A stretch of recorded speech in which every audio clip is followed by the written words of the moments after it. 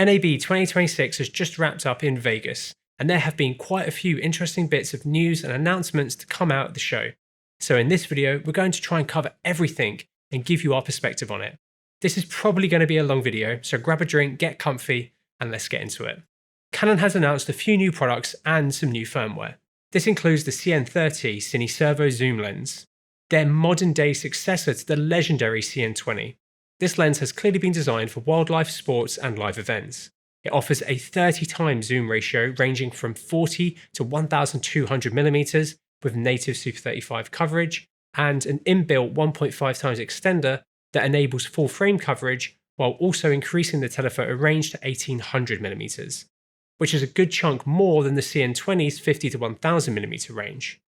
It has a variable aperture of t5 up to 560mm, and then it ramps from there to 10.8 at 1200mm. That's quite similar to the CN20, though it is a bit slower at the longer focal lengths the CN20 can't reach. Impressively, it's the same size and weight as the original CN20, has the same robust build quality, and features a modern updated servo unit. Just like the CN20, this will most likely be a rental-only lens, as it has a pretty hefty price tag of an estimated $80,000. The CN20 is a fantastic lens, but did have some compromises optically, so I'm really intrigued to see what improvements Canon have made with this new lens. Regardless, it's going to be amazing to see what beautiful wildlife imagery is captured with this unique lens.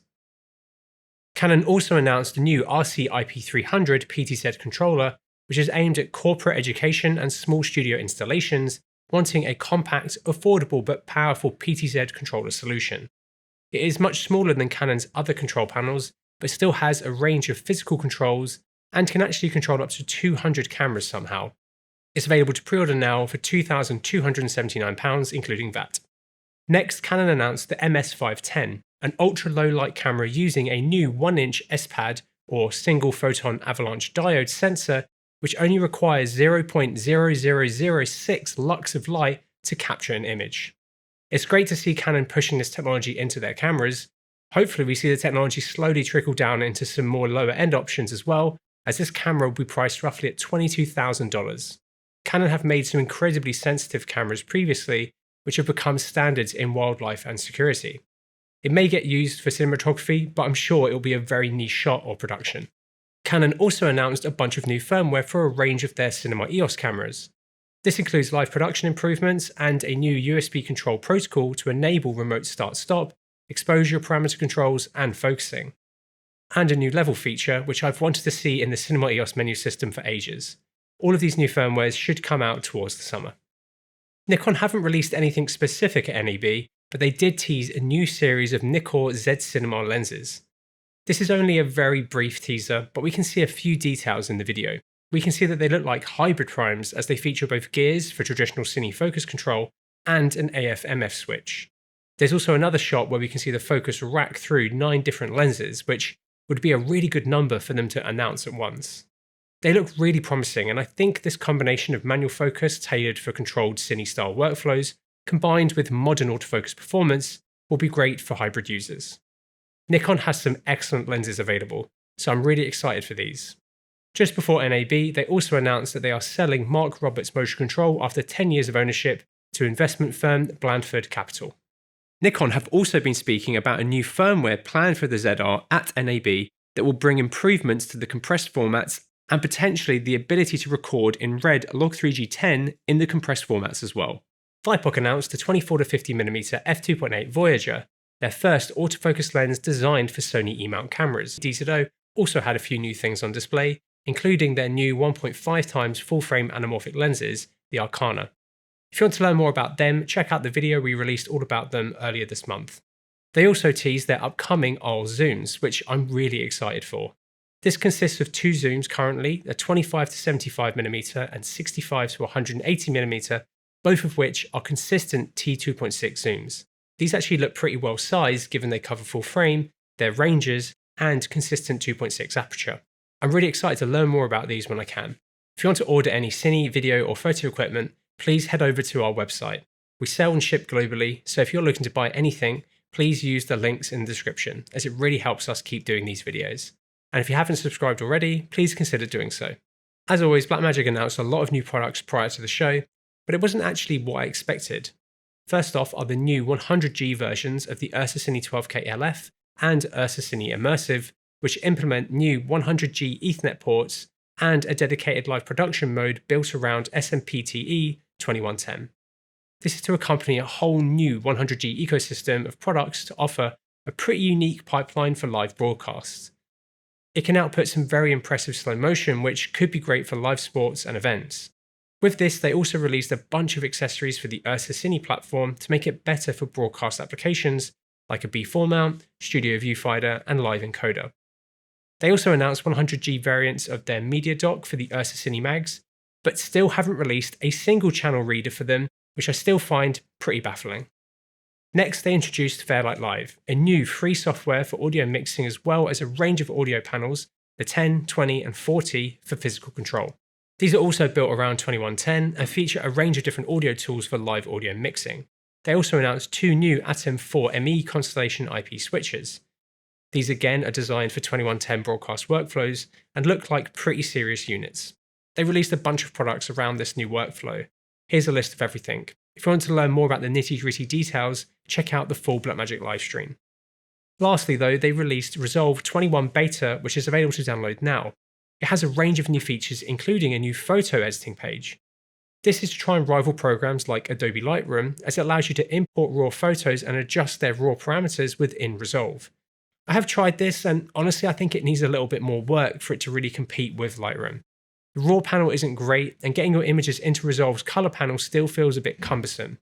It's a great start though, and for projects with less images and more time, this could be usable, but for time-conscious pros, Lightroom is still going to be the best option in my opinion. They also added some other features which you can try for yourself right now.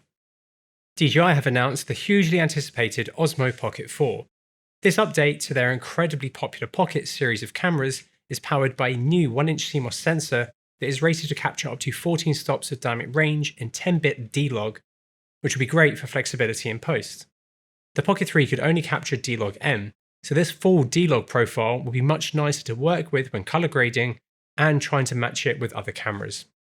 It can capture 1080p and 4K up to 240 frames per second, features a new 2x lossless zoom, a 1000 nit OLED rotatable touchscreen, improved battery life, 107GB of internal storage, as well as DJI's ActiveTrack 7 and 4-channel audio capture. It also has a couple of new buttons and a new gimbal lock piece that comes with it. But weirdly, it doesn't come with the nice low-profile case the Pocket 3 came with. It's available as camera only or in a creator combo, which comes with a bunch of accessories. It's currently a little bit more expensive than the Pocket 3, but if you care the most about just pure image quality, I think the Pocket 4 is worth grabbing over the 3 if you can. It's available to pre-order now for £445 for the body only. Insta360 have also teased the Luna, which is their competitor to the Pocket series. They seem to be gearing up to announce 2 versions in this series and have seemingly collaborated with Leica in some way in the development of these products, as they have with their action cameras previously. There's not much concrete information online about them just yet, so it'll be interesting to see how these cameras compare to DJI's offerings. DJI also released the Power 1000 Mini. This is a new 1000 watt portable power station that is half the size of the original Power 1000, which is pretty impressive considering that it's the same power. Having a decent sized battery like this as part of your kit package is really useful. It makes on-location lighting so much easier, and as with anything, you want it to be as small as possible but give you as much power as possible as well, which is what DJI have kind of done here with the Mini. It also has a really good ecosystem of solar accessories around it, which will be helpful in sunny climates. The main difference between this and the regular Power 1000 is the maximum continuous output, which the Mini has a much lower rated maximum than the original one, so it may struggle to power larger lights. It's priced a little bit under the Power 1000 at £449 and is available to order now. They also teased a new drone series which seems to be under the name Lito X1 and Lito 1. In some pretty massive news, ARRI has been acquired by broadcast technology entrepreneur Thomas Riedel. This comes after what seems like an eternity of speculation around what was next for ARRI. It's pretty common knowledge that the higher end of our industry has fallen on hard times over the past few years, and ARRI haven't been impervious to the strain. Considering the Riedel Group's broadcast and live event background, this acquisition does make sense, and hopefully should set up ARRI quite nicely to do more in the broadcast space. Our industry has changed so much over the past couple of years, And honestly, this wasn't who I was expecting to buy ARRI, but I think it's promising, and I'm looking forward to seeing what ARRI do next. They also released a new paid license for the Hi5 system that allows for lens and camera control with a selection of SMHD monitors. This overlays focus and iris scales on the monitor, which you can then obviously control on the Hi5 unit. It looks like a really nice upgrade and is available to grab now for $680. They also released SUP 6 for the Alexa 35 and SUP 1.3 for the LPS1, which are tailored around live production improvements. In a surprise in turn, GoPro has announced a new range of cameras under the Mission 1 series. This includes the Base, Pro, and Pro ILS, which has a micro four thirds lens mount. They all use the same 1-inch 50 megapixel sensor capable of capturing 8K in its open gate mode, but the Base has half of the frame rates of the Pro cameras, which can capture up to 60p in 8K and 120p in 4K. While of course it's great to see new regular GoPros, the interchangeable lens variant is the one getting the most attention online. It uses a micro four thirds mount but doesn't have any electronics in the mount, which means it will be limited to fully manual lenses. The sample images that GoPro have shared for these cameras do look pretty good. I'm very intrigued to test these and see how they perform. They'll be able to capture in 10-bit in GoPro's GP Log 2 profile and will feature timecode support. There will also be a wireless microphone set that will work with this system and a bunch of other mods and filters for them. It looks like quite a nice ecosystem. Pricing wise, the Mission 1 Pro and Pro ILS will be £599 and the Base will come in a little bit less at £529, which does make them on the pricier side compared to other action cameras, but if image quality, performance, and flexibility is better, it could be worth the premium. They're available to pre-order now on our website. Just before the show, Kinefinity teased their new camera, the Vista. There's only a little bit of information out there about it currently, but it does look quite interesting. It will feature a full-frame sensor capable of capturing open gate. I'm excited to learn more about this camera as I've not really used Kinefinity cameras too much. What do you think of Kinefinity? Let us know in the comments. Bosma have announced their new camera, the Vega H2. This is a full-frame 6K camera that they haven't released too much information about currently, but there are some pretty interesting details. It has TOF autofocus, which integrates with their own motors, has a drop-in filter system, and an interchangeable mount. But the big feature it has is that the sensor is rotatable, so you can go between portrait and landscape shooting and not lose any resolution. It's an interesting concept that I'm intrigued to actually see work in practice. The actual camera design itself looks very different to their previous camera. It's almost like an FX6 with loads of buttons crammed onto it. It's going to be very interesting to see this camera come to market and hear what it was like in person at NAB. Just prior to NAB, Rode released a video detailing all of their latest kit that will be on display at the show. This included the development of their new Sonora micro technology and the Rode Link 2, which is their newest, more professionally orientated wireless audio solution. The Rode Link 2 uses UHF, or ultra high frequency wireless, instead of the more commonly used 2.4 GHz tech found in more consumer-focused wireless audio solutions. UHF is a more robust wireless audio signal that is less prone to interference compared to 2.4 GHz, and 2.4 GHz is much more crowded. Rode have collaborated with Electrosonics on this product, which is great as they have a fantastic reputation. The kit will come as a dual-channel TXRX set, will be able to record 32-bit float internally to micro SD cards, has a timecode I/O port, and features a robust metal housing. There's no price for it just yet, but it looks like a pretty nice option for more professional users where you want a rock-solid connection. Just bear in mind that some UHF frequencies here in the UK require a license, so please check locally if you need a license too. They also released the LPA1 low-profile boom arm and the DS3 desktop studio arm for microphones, which look pretty nice, and the pod mic flag, which has been designed to add customization to a pod mic. Lastly, they released the Rodecaster Studio app. This is a new program created to integrate with their existing products and cloud platform and streamline podcast editing with a range of different tools. It looks quite cool and should be available soon. Bitpart has announced a few new products. If you don't know what the Bitbox products are, they're essentially little boxes that can attach onto your camera package that allow you to control your camera wirelessly. These integrate really nicely into a range of different workflows, and at NAB they had a few new versions on show. This included the Bitbox Max, which crams 1 watt of transmission power into the same form factor as their previous unit. This means it now has up to 3.2 kilometers of range and better filtering at a slightly higher price. They also announced the Bitbox Mini C. This uses the same enclosure as the Bitbox Mini, but can use a single cable for data and power, which will make it great for smaller camera configurations, and it's also quite affordable at just $649. They also released Bit Control, an iPad and Mac OS app for controlling the Venice wirelessly.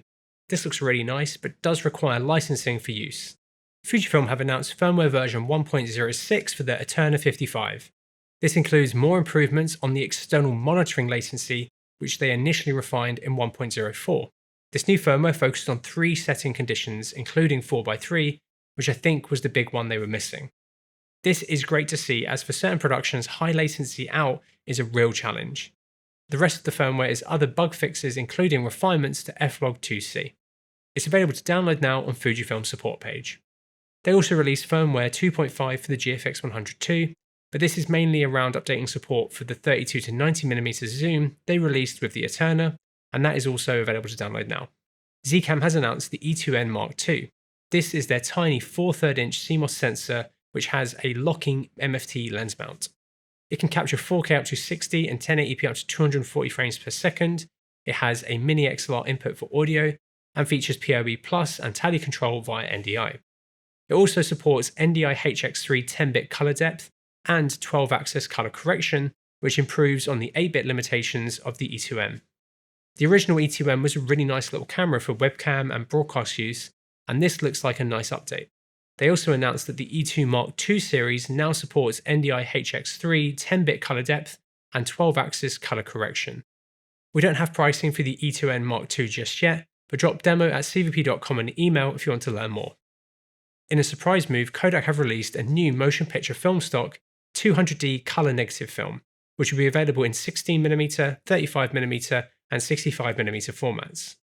This is a medium-speed, daylight-balanced film stock with a different look and feel to Kodak's other offerings. It has warm skin tones, higher saturation, and deep blacks. It's great to see more motion picture film being introduced, as it's still being used plenty across various productions wanting to capture analog. You may have seen some news from us just before NAB as well. We have expanded our European presence with the appointment of Marco Müller as sales director of the new DAC operation.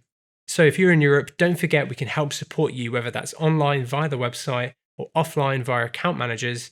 We are committed to providing a great experience across Europe for our customers. Sony have announced that their CF Express Type A, Type B, and SD cards are temporarily not available for purchase. This is because of the memory shortage hitting the tech industry, and unfortunately recording media has been hit pretty hard. This includes some of the most popular cards for the FX3 and FX6, but there are Type A alternatives available from brands like Exosend, Lexar, and Angelbird. Fingers crossed we get through this shortage soon, because the pricing on media and SSDs is pretty rough at the moment. Sony have unveiled 5 new cameras in their HTC R series, which builds on their previous HTC cameras, but improves imaging functionality and a few other details depending on the model. In a rather surprising turn, Atomos has purchased prestigious monitor brand Flanders Scientific. This does make sense, as Atomos have clearly been aiming to appeal more to the higher end, and Flanders have a good reputation in that space. It's going to be interesting to see how this affects both companies. Atomos also announced the Sumo Pro 19, a USB 4 CF Express card reader, and the AI Controller Pro. The Sumo Pro 19 builds on the previous Sumo monitors but adds some of the more modern features that Atomos have been adding to their other monitor recorders. It can now record to CF Express Type B or external USB-C media. And it has built-in wireless functions for a range of different workflow uses. It's priced at £2,910 and is available to pre-order now. They also released new firmware for the Shinobi 2 and Shinobi 7 RX, which adds a range of newly supported cameras that these monitors can now control. This includes new Canon cameras, the Nikon ZR, and a bunch of Lumix cameras and Sony's. It's a great update, and I'm keen to test this out on some of the newly updated cameras. Laowa have released a few new products prior to NAB, and as always, they are super unique. This includes 2 new ultra macro zooms, which should be parfocal. Laowa are known for their really unique macro options, and these look very niche but cool as well. They also announced 2 new larger broadcast cine zooms. This included a 25 to 180mm t3.8 for full frame cameras, and 25 to 600mm t4 for Super 35 formats. These should be parfocal and have consistent t-stops throughout their focal ranges, which is pretty impressive, though they do look a little bit large, which isn't too surprising. These look like they should be great for broadcast, studio, and commercial productions, but we don't have pricing on them just yet. Nanlux have been showing off their new Evoke 5C, a very small spotlight to accompany their larger fixtures. It uses Nanlux's C8 color light engine, giving it a Kelvin range of 1000 to 20,000 Kelvin, is IP67 rated, features a range of lighting modes, has a built-in battery, is magnetic, and has a range of modifiers and kits available for it. For people invested into Nanlux's ecosystem of lights, these could be a nice accompanying fixture to use as an accent or pool lighting that you can hide easily. They just aren't super bright at only 6 watts. They are available to pre-order now for £258 for a single light, or just under $3,000 for an 8-light kit. Godox announced their new Palette Lab light engine and 5 new fixtures that will be using it. This new engine is made up of 9 separate color diodes and is claimed to deliver full spectrum performance, which if true, sounds great. This has clearly been designed to compete with Aperture's and Nanlight's color engines. The 5 fixtures that will first feature it are the NOLED PL1200 RF, NOLED PL600 RF, SL300 RF, SL200 RF, and ML150 RF. It's going to be interesting to see these next to the Nanlight and Aperture equivalents. Tilta had a few things on show as well. First was a range of new accessories for the Nucleus M2. This includes a range extender which also changes the form factor of the M2 hand unit, while also giving it a rated range of up to 1,493 meters or 4,900 feet. They have also made a mounting bracket, extended focus wheel, and extended mod gear. These look like nice additions to this system. They also had more production-ready units of their autofocus adapter, which I'm still waiting to get my hands on. Right, let's get into our quickfire honourable mentions. Links to details about these are in the description below. Axon announced the CineView Master 4K Lite and their Como 2 series of intercom headsets. Apex RF announced the Rainer, a wireless system designed to combine control, intercom, IP, and video all in one, which looks really unique. Aperture released the CS32, which looks to rival the output of a 4K HMI. It uses their Blair CG color engine and has a weight of 17 kilograms for the head and yoke. Astera announced the Quick Beam RGB Fresnel light system. Audio-Technica launched 2 new stereo microphones. Core SWX released a couple of Nano X Snap 99 Wh batteries and the Power Vault, which is essentially a customizable battery charging case, which looks pretty nice. Cordbag announced the Mega Brick. At IBC last year, Deity showed off the PR4, which they fully released at NAB. ISA released the ColorEdge CS3200X, a 31.5-inch 4K monitor. Freefly have put out a sunset notice on the Movi gimbal ecosystem. This includes a few key dates around the support and service of the Movi systems. These guys revolutionized the camera movement space for years, so this is a bit sad to see. Hollyland launched the Pyro Ultra, which is a 4K 60 wireless video transmitter with decent claim range and STI and HDMI inputs. Ignite Digi released a few new products, including IP Link for their control ecosystem and a couple of bits for the Nodo Torque head. Condor Blue has purchased Element filters. Liebeck announced a new tripod and a new set of baby legs. Matthews released a new Hollywood baby pin arm. Mid49 introduced a range of new bits. Middle Control announced a new update to their camera control software. Nissi had 2 new primes on show, a 50mm T1 full-frame cinema prime and a 16mm T2.9 designed for 65mm sensor coverage. Panasonic released the 40mm f2 compact lens for L-mount. Roland released the V1 4K video switcher. Saramonic released the WeTalk 9 headset system. Sennheiser released the HD 480 Pro set of closed-back headphones. Sirui announced a few new focal lengths of their Iron Star anamorphic lenses. Smorg announced a few new things, including a couple of torch-style LED lights and Pocket 4 accessories. Sound Devices released the Astral Mini Plus wireless audio body pack TX. Tascam announced the DR40 XP 4-channel 32-bit float portable recorder. Think Tank released the Darklight 25-litre backpack. Zelmus have been showing off a 16mm 2x anamorphic lens, which looks mad. And lastly, XLCS have created the Killdozer, which is a weather-sealed camera cage. Right, well I think that's everything. If we've missed anything that caught your eye, let us know in the comments below. And thank you so much for watching, and I'll see you in the next one.